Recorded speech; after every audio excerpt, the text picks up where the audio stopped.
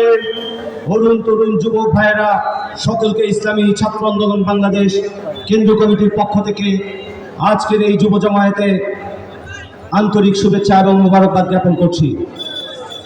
সংগ্রামী সাথী ও বন্ধুগণ, গত বছর ঠিক আজকের দিনগুলোতে আমরা এইখানে দাঁড়িয়ে রাজপথে লড়াই করেছি, সংগ্রাম করেছি।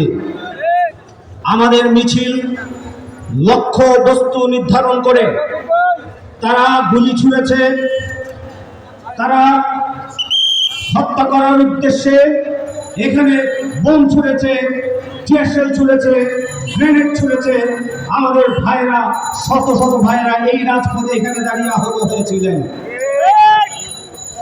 গত বছর সেই রক্তস্নাত রাজপথের জুলাই দ্রোহের পর আমরা যে বিজয় ছিনিয়ে এনেছিলাম, আমাদের প্রত্যাশা ছিল যে এই নতুন বাংলাদেশ আমরা পাবো, স্বৈরাচার মুক্ত এই বাংলাদেশ হবে গণমানুষের বাংলাদেশ।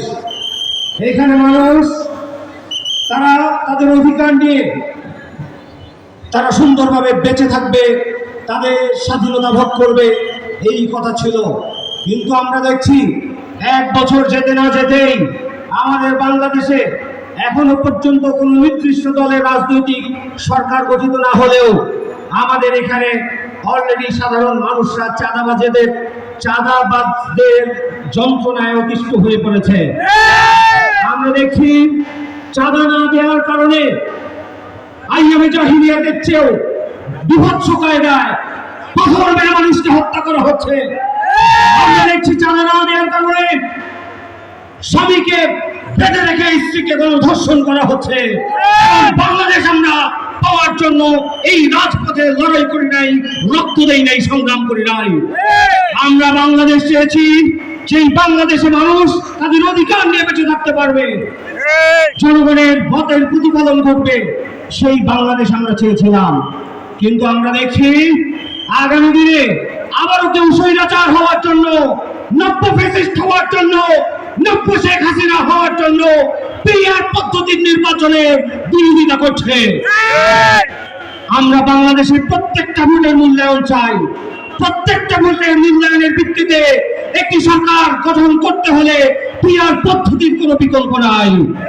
ভাই এবং বন্ধুগণ, শিক্ষা প্রতিষ্ঠানগুলোর যেই অবস্থা আমরা দেখছি, আবারও ছাত্রলীগ যেই গেস্টরুম গণরুমের কালচার তৈরি করেছিল, ছাত্রলীগ যেখানে শিক্ষা প্রতিষ্ঠানগুলোতে শিক্ষার্থীদের উপর নির্যাতন করেছিল, ধর্ষণ করেছিল, মাদকে আখড়া বানিয়েছিল, রাজনৈতিক অফিসে পরিণত করেছিল, আবার একটি শ্রেণী আমরা দেখছি শিক্ষা প্রতিষ্ঠানগুলোকে দখল করতে চায়।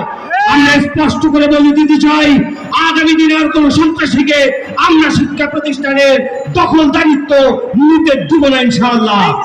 আমরা আজকের এই যুব জামায়াত থেকে বলতে চাই, আগামী দিনের শিক্ষা প্রতিষ্ঠানগুলোকে সঠিকভাবে বাস্তবায়নের জন্য, সঠিকভাবে পরিচালনা করার জন্য শিক্ষার্থীদের প্রতিনিধিত্বশীল প্রতিষ্ঠান হিসেবে ছাত্র সংসদ নির্বাচন দিতে হবে। ঢাকা বিশ্ববিদ্যালয় সহ যে সমস্ত শিক্ষা প্রতিষ্ঠানগুলোর থেকে ছাত্র সংসদ নির্বাচনের ঘোষণা এসেছে, তফসিল ঘোষণার ঘোষণা এসেছে, আমরা দেখছি অনেক তাল বাহানার পরে ডেট দেওয়া হয়েছে।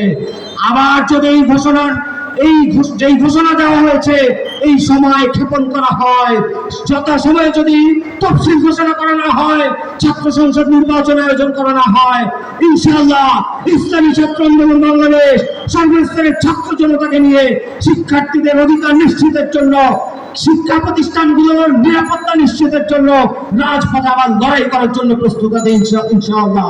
আগামী দিনে সকল আন্দোলন এবং সংগ্রামে কাঁধে কাঁধ মিলিয়ে ঐক্যবদ্ধভাবে আমাদের কার্যক্রমকে এগিয়ে নিয়ে যাওয়ার উদাত্ত আহ্বান জানিয়ে বক্তব্য শেষ করছি। নাসরুম মিনাল্লাহি ওয়া ফাতহুন করিম ওয়া বাশশিরিল মুমিনিন। ধন্যবাদ সবাইকে।